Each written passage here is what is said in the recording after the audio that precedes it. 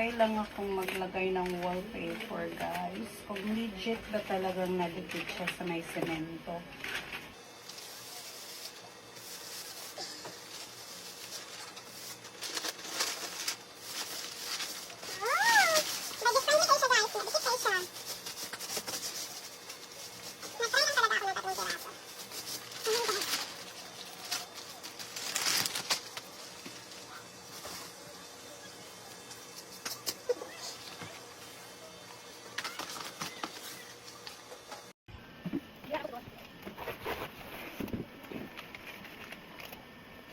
Try lang akong maglagay ng wallpaper, guys. Kung legit ba talagang nadikit siya sa may semento.